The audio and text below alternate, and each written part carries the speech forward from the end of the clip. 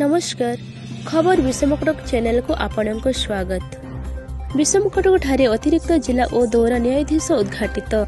ओडिशा उच्च न्यायालय मुख्य विचारपति चक्रधारी चरण सिंह वीडियो कॉन्फ्रेंस माध्यम रायगड़ा जिलार विषमकटक ठारे अतिरिक्त जिला और दौरा न्यायाधीश उद्घाटन करिसेंती।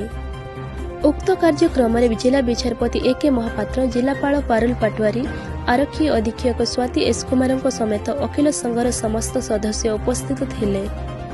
वर्तमान न्यायिक व्यवस्था अति सरलीकरण होईछि एवं दुर्गम अंचल लोक माने मध्य न्याय पाइबार सक्षम हेबे बोली विषमकटक अखिल संघर सभापति चंद्रमौली पट्टनायक प्रतिक्रिया रखिबा सह ओडिशा उच्च न्यायालय मुख्य विचारपति चक्रधारी चरण सिंह, ओडिशा सरकारक आईन मंत्री पृथ्वीराज हरिचंदन, पूर्वतन आईन मंत्री जगन्नाथ सारका एवं विषमकटक विधायक नीलमाधव हेकका कृतज्ञता जणाइछन्ति।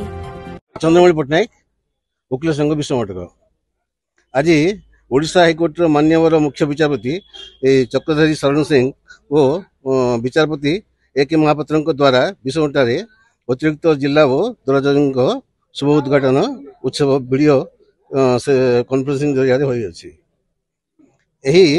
एडीजे कोर्ट स्थापन होइतवा जगु मु ओडिशा हाईकोर्ट रो मान्यवर मुख्य विचारपति एवं ओडिशा रो आईन मंत्री एवं पूर्वतन आईन मंत्री एवं वर्तमान विधायक को कृतज्ञता ज्ञापन करुछि।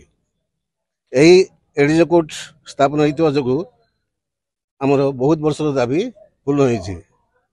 दूर दूरांतर लोके खर्चांतर ही चंद्रपुर, अमदला, रघुबारी, जगदलपुर भली दुर्गम अंचल लोके अंचल न्याय पाइबार सक्षम हो पारे।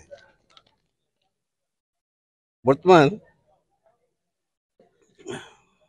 न्यायिक अवस्था अति सरलीकरण होती एवं जस्टिस एट द डोर बोली जहाँ अच्छी ताहा सुविधा हो पारी। यही उपांत अंचल एक एडीजे कोर्ट स्थापन होइतवा जगु मु जनसाधारण को एवं मोर वकील बंधु को मु अक्लांत परिश्रम जगु धन्यवाद जनाऊँ।